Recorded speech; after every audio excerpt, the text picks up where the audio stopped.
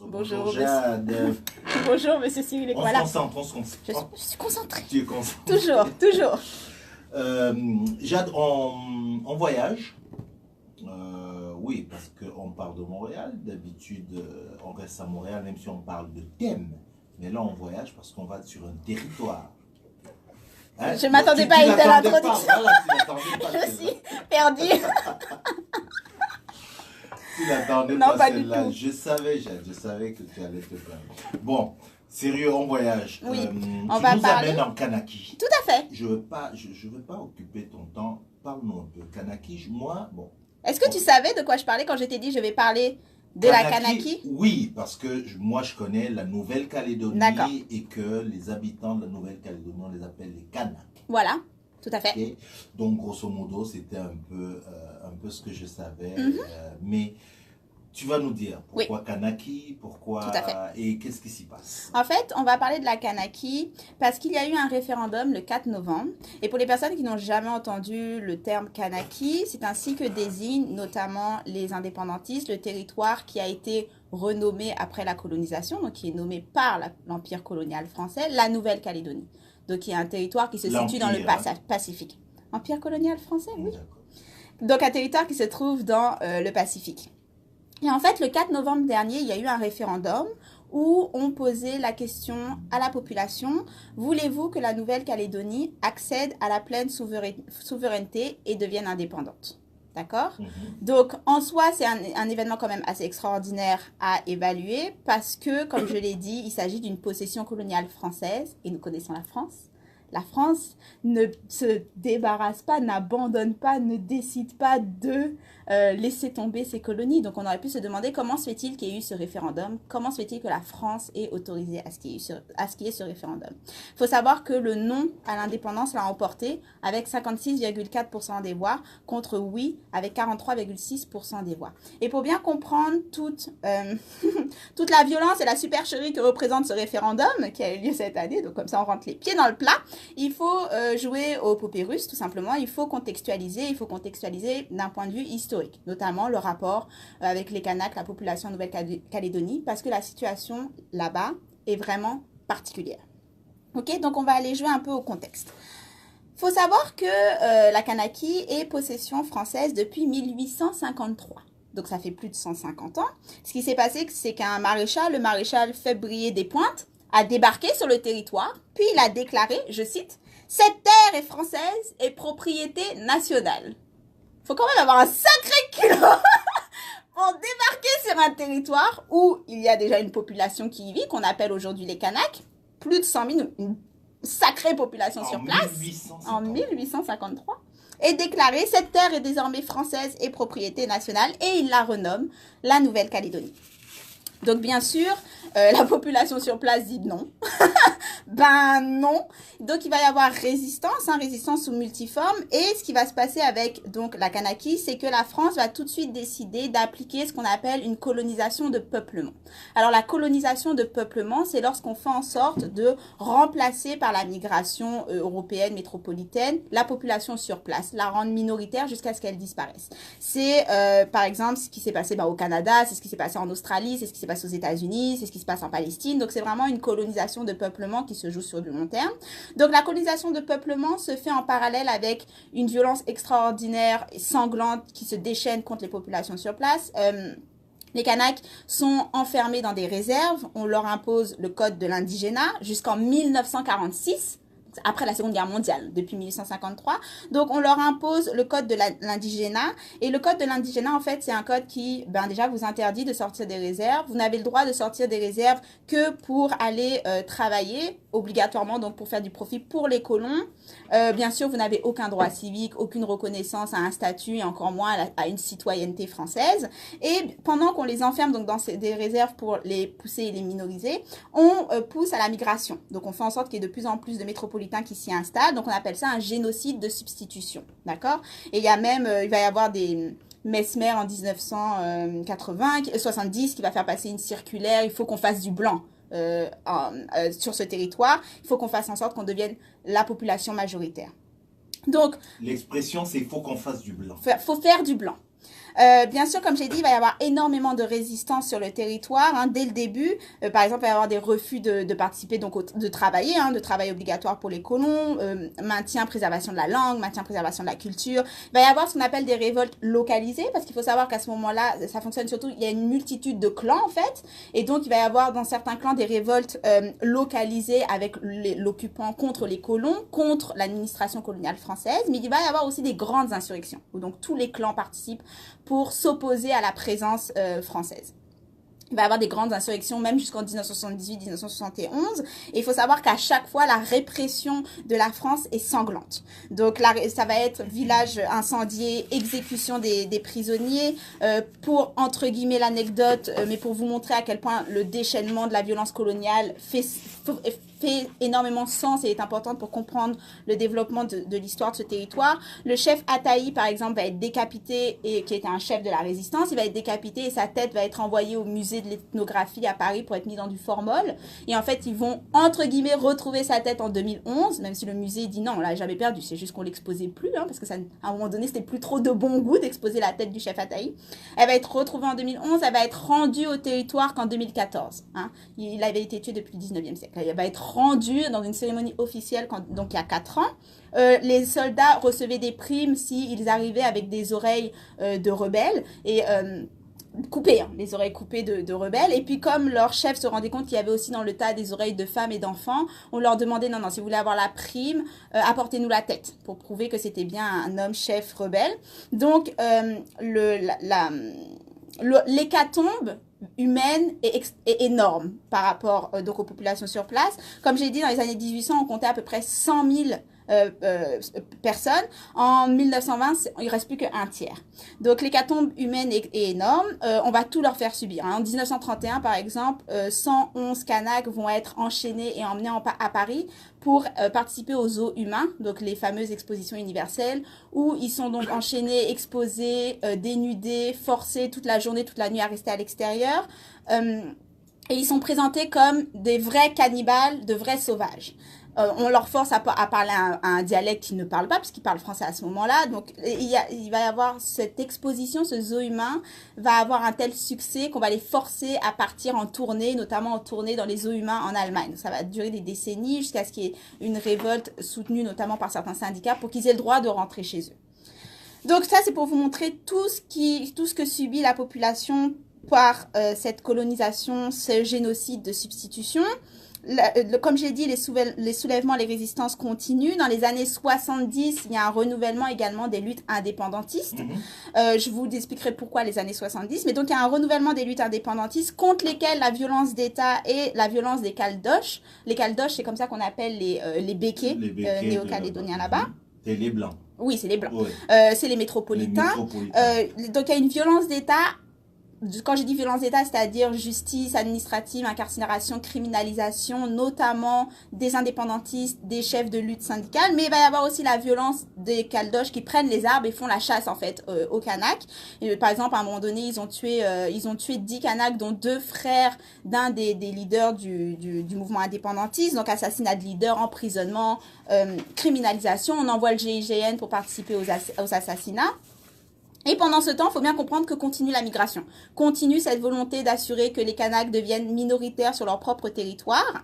Et il faut aussi comprendre que, bon, donc, comme je vous l'ai dit, il y a tout le contexte de déchaînement, violence et en même temps migration.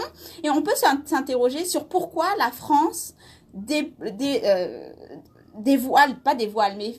fait tout pour rester sur place. Pourquoi depuis le 19e siècle, la France déploie autant de violence, d'efforts pour garder la mainmise sur ce territoire dans le Pacifique. Il y a quelque chose. Il y a quelque chose. Il faut savoir tout d'abord qu'il ne faut jamais sous-estimer le fait que les colonies françaises lui permettent d'être le 2e empire maritime après les États-Unis. Donc le fait qu'elle ait la Guadeloupe, la Réunion, la Guyane, la Martinique et là bien sûr la Kanaky, ça lui permet donc d'être une force au niveau géopolitique international. Et dans le cas du Pacifique, c'est donc la zone Asie-Pacifique. Et il faut savoir que c'est une zone au niveau géopolitique international extrêmement importante où se joue une grosse concurrence entre la Chine et les États-Unis.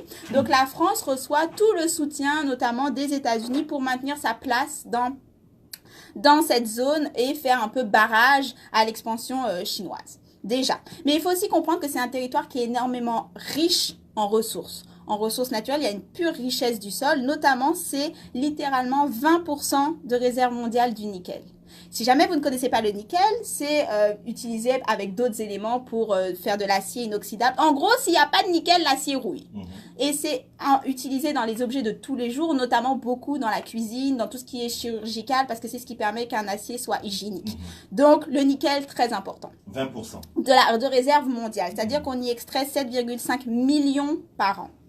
Ok, donc dans les années 70, pour comprendre pourquoi il y a eu aussi un renouvellement des luttes indépendantistes, dans les années 70, va y avoir un boom au niveau du nickel, donc énormément, une migration énorme vers le territoire pour participer à l'enrichissement économique autour du nickel.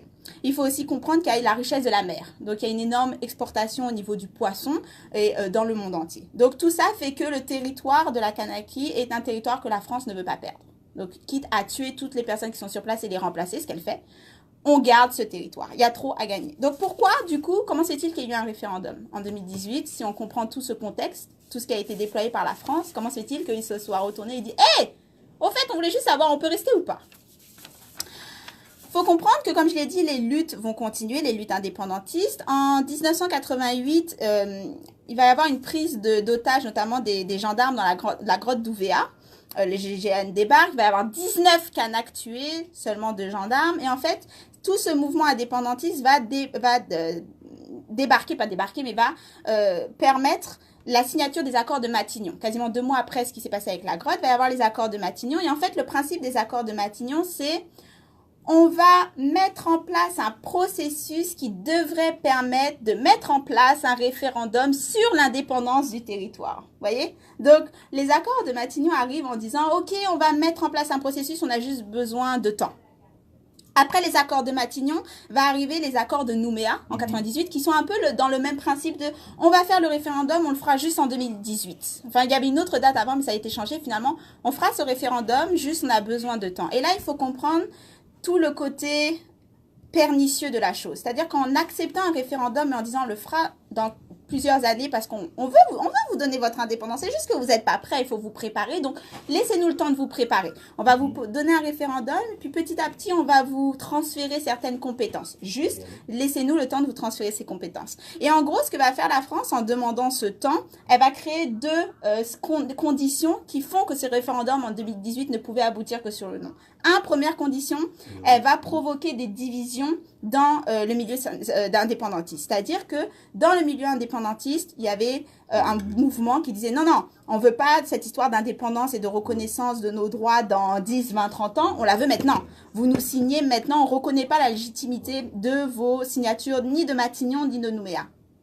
Et une autre partie qui va dire non, on a besoin de temps, c'est bien, il faut qu'on le fasse dans la paix, il faut qu'on comprenne qu'on a besoin d'être mis petit à petit dans l'autonomie, etc. Donc, en signant ces Matignon et Nouméa, la France provoque de grosses divisions dans le mouvement indépendantiste. Elle va au point qu'il va y avoir même un des représentants qui tue un des leaders. Enfin, ça va vraiment être des gros. Je parle pas de petites querelles. Ça va vraiment diviser les mouvements qui étaient quand même très forts. Oui, exactement. Et surtout, elle va gagner du temps.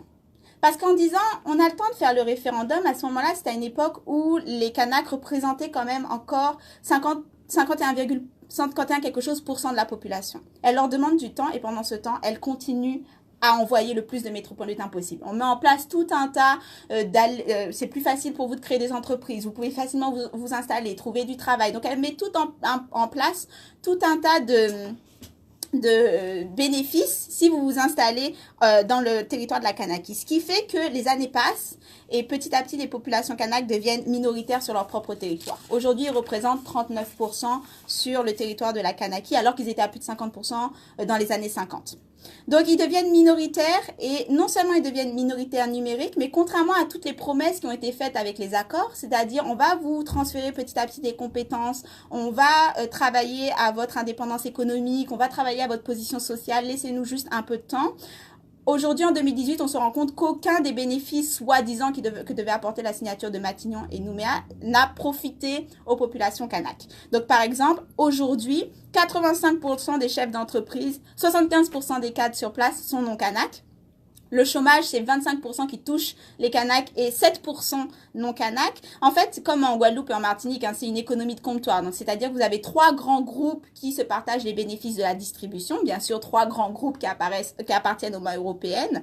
Et au niveau de la distribution des territoires, parce que qui a le droit d'utiliser ces territoires, il faut bien comprendre à chaque fois que il faut le comprendre dans la langue coloniale que le fait la France. Donc, comme en Martinique, comme en France, lorsqu'on regarde la division des territoires, on a 30 000 membres de clans Kanaks qui se partagent 160 000 hectares à peu près, ok?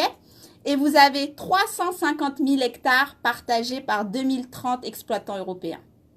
Vous vous rendez compte? Je répète, je suis obligée. Oui, vous avez 2035 exploitants européens qui se partagent 350 000 hectares d'un des territoires qui a le sol le plus riche en matière de ressources naturelles, tandis que 30 000 membres de clan Kanak, la population d'origine de ce territoire, doivent se partager 165 000 hectares. Et bien sûr, ça se voit au niveau de la division de l'occupation du territoire, c'est-à-dire que vous avez la partie sud, où il y a la capitale, où il y a le plus d'emplois qui est occupé majoritairement par les non-Kanaks.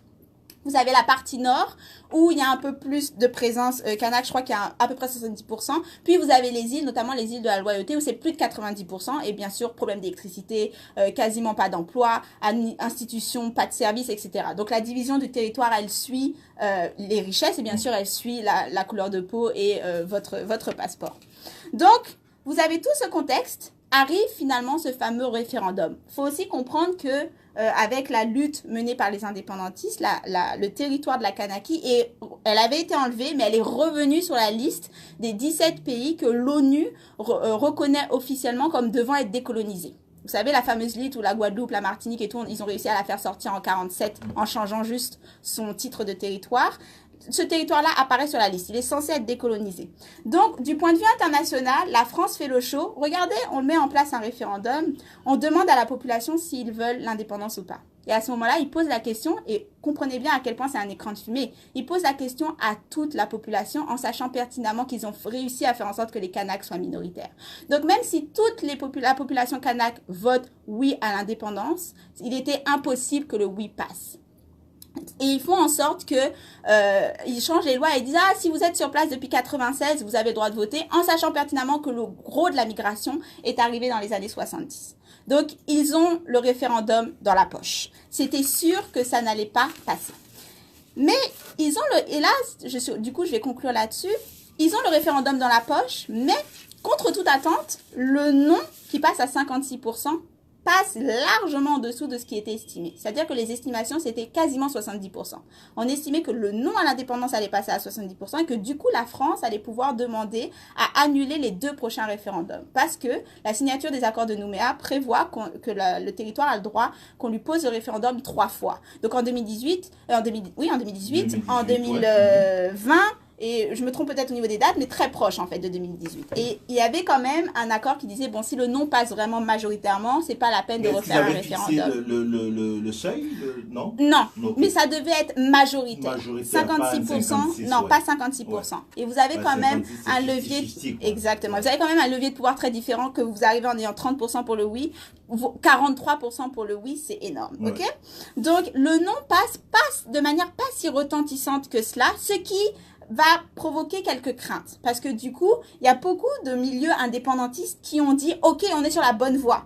On va réussir à obtenir le oui lors des prochaines élections. » D'autres qui disent « Il y a aussi des critiques comme ça, c'est-à-dire que la campagne des indépendantistes a été divisée. » Beaucoup ont appelé au vote en disant votez, votez, votez. D'autres ont dit non, on va boycotter parce que c'est une supercherie. La France a fait en sorte qu'on ne puisse pas avoir le oui, donc je participe pas à ça. D'où, et là je suis obligée de conclure là-dessus, d'où est-ce qu'on demande aux colons et aux colonisés s'ils veulent rester sous la colonisation. Il y a des mouvements indépendantistes, et je suis bien d'accord, qui disent cette question devrait être posée uniquement aux populations kanak. Non, pas aux autres. Donc d'où est-ce que ce référendum n'a aucune légitimité d'un point de vue légal, de demander aux colons et aux colonisateurs s'ils peuvent voter sur le droit à rester sur place.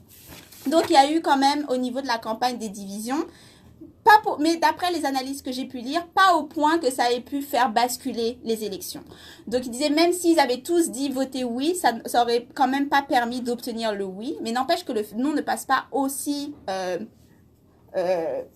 majoritairement que ce qui était attendu, envoie un message quand même important. Macron a célébré le fait que le territoire ait choisi de rester avec la France en disant c'est la preuve que la France, ses valeurs et sa morale sont encore les guides de je sais tout en comprenant les frustrations. Tout à fait, le culot de Macron. Donc ça, c'était pour vous faire comprendre ce qui se passait actuellement sur le territoire. Pourquoi j'avais appelé le référendum une supercherie, parce qu'il faut comprendre en fait toute l'histoire de la colonisation de peuplement et donc le génocide qui est mené par la France. Et en fait, le fait que la France fait ça juste pour pouvoir dire à l'international, mais regardez, on veut bien décoloniser, mais eux, ils veulent pas. Mais derrière, ils font tout en sorte pour qu'ils ne puissent pas vouloir à obtenir la décolonisation, notamment en les rendant minoritaires numériquement, mais également économiquement, socialement, ce qui crée un rapport de pouvoir complètement j'ai du mal à parler français aujourd'hui. Déséquilibré, merci Cyril. C'est comme ça que je vérifie que tu suis en fait. Quand je m'arrête dans une phrase et que tu proposes un mot, là je me dis ok.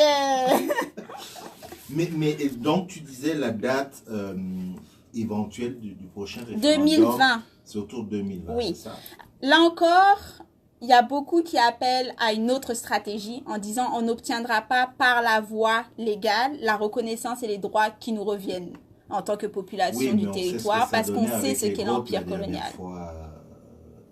Je veux dire, lorsqu'il y a eu les résistances, là, où on a envoyé le GIGN. Tout à fait. Et puis, il faut voir tout ce que la France continue d'investir. Par exemple, cette année, il va y avoir l'ouverture d'une autre usine de transformation du nickel par le charbon. Et en fait, ce que la France a fait, c'est qu'en signant les accords de Kyoto pour contre la pollution environnement, ils ont mis de côté le territoire de la Kadaki. Pourquoi? Parce qu'avec ce qu'ils y font, le nickel, le taux de pollution crève le plafond. Voilà, donc ils ont dit on signe vos accords, mais on n'est pas obligé de les respecter là où on se fait de l'argent pour le nickel. Est-ce que vous vous rendez compte ils ont déjà prévu de se faire de l'argent, de continuer à se faire de l'argent, à tel point qu'ils, même dans les accords qu'ils signent au niveau de l'environnement, et pour vous montrer à quel point au niveau international, il y a quand même un côté de on voit ce que vous faites, mais on vous laisse faire. Je veux dire, c'est quand même assez gros que la France dise ok, on veut bien faire respecter l'environnement, mais seulement sur le territoire de la métropole, parce que les colonies, vous savez, on a quand même besoin que ce soit rentable. Et bon, on va pas se mettre à s'occuper de l'environnement, on a empoisonné la Guadeloupe, on est en train de polluer la Kanaki, soyons sérieux.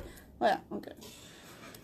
Bon, on va attendre. Merci de faire découvrir la Kanaki, le point de référendum. Il y a comme des résonances un peu lointaines, certes, mais avec le Québec, on comprend que, voilà, les référendums, ça exactement.